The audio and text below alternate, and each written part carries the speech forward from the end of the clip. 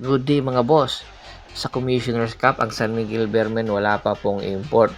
May balita nga daw po ngayon na nakikipag-usap itong San Miguel Beermen sa isang NBA veteran player na si Hassan Whiteside. Itong si Hassan Whiteside ay nakapaglaro nga po ito sa Miami Heat. 7-footer po ito, 36 years old. At alam nyo ba, 2010 second round 33 overall pick po ito ng Sacramento Kings. Bagamat nakuha po ito ng Sacramento Kings, nakapaglaro din po ito sa kanila ng 2 taon. Pagkatapos po noon ay naglaro sa NBA G League ng higit 2 at 4 na taon. Tapos, na-discover po ito ng Miami Heat noong 2014. At dito po nagtagal ang kanyang karera. Sa kanyang karera ay ipinamalas niya na dapat talaga siya manatili sa NBA, especially sa Miami Heat, na kung saan 5 taon po ito at nabigyan talaga siya ng pangalan ni Erik Spoelstra. Pagkatapos bumalik sa NBA G League at lumipat noon sa Portland Trail Blazers at bumalik sa Sacramento Kings. Nakapaglaro din ito sa Utah Jazz. Pagkatapos noon ay lumipat ng Europa ng 2 taon at nakapaglaro din ito noong 2025 sa China sa Shanghai Sharks. At alam nyo ba na ito pa lang si Hassan Whiteside, NBA rebounding leader noong 2017 at 2-time NBA block leader noong 2016 at noong 2020. At naging champion din sa China noong 2013 at naging MVP doon. So noong 2013 pa pala, hindi pa siya nagpapadrop, ay naglaro na rin pala ito doon.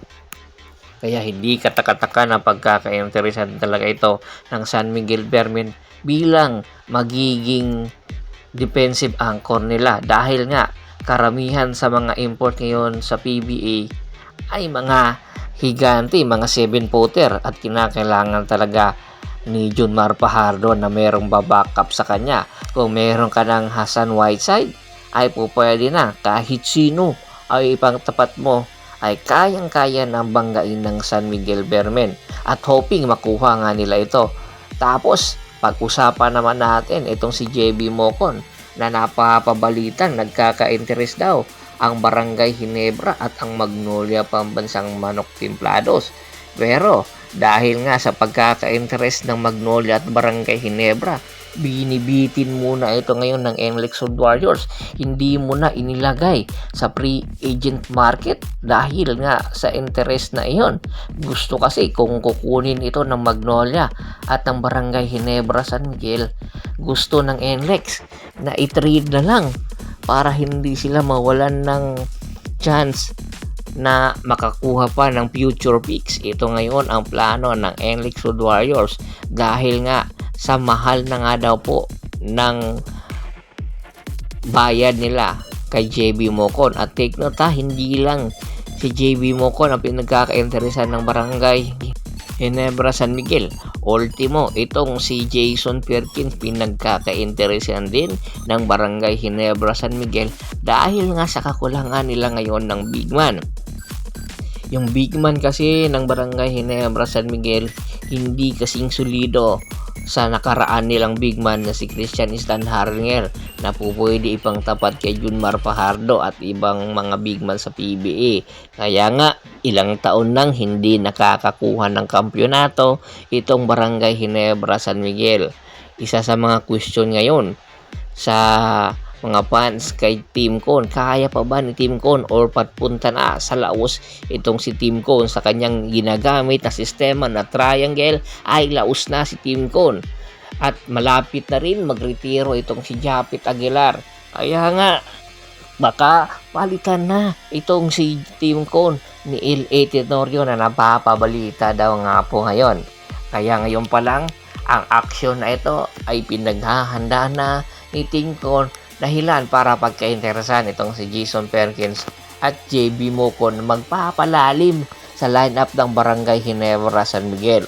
Ang tanong, ibibigay ba ito ni Charles Cho? Ganun seryoso rin si Charles Cho na makakuha ng kampyonato, at kung sakali, sino naman ang kayang ibigay nitong si Tim Con para maging kapalit at pagkuha dito kay Jason Perkins? Ito ngayon yung mga question na pwede hindi pa natin malalaman ang sagot.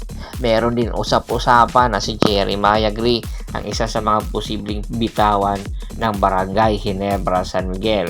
Kaya aabangan natin bago pa magsimula ang Commissioner's Cup kung meron bang makukuha ang player itong Barangay Ginebra San Miguel.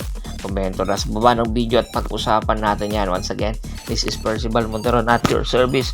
Don't forget to subscribe my sports channel at don't forget to click the notification bell button para maging updated palagi sa kwentuhan. At bago po natin tapusin ang ating kwentuhan, shoutout muna tayo sa ating mga solid followers na lagi pong sumusuporta sa atin, kay Kagawad Kat sa Kinadukusin ng Kagonay Bulacan, Anthony Laki Alon at sa Laki Alon family, Yornel Belches, Yornel Alicante, Julius Roche, China May Abila, La Berlin Bagarian, Anthony Baherna, Katz Aquino, Hanson Lumapas. Marami pong salamat sa walang sawa niyong pagsuporta. Kabisita na rin po ng Facebook fanpage ko na Hapres PH3, Paul Goso at Bostor. Maraming salamat po.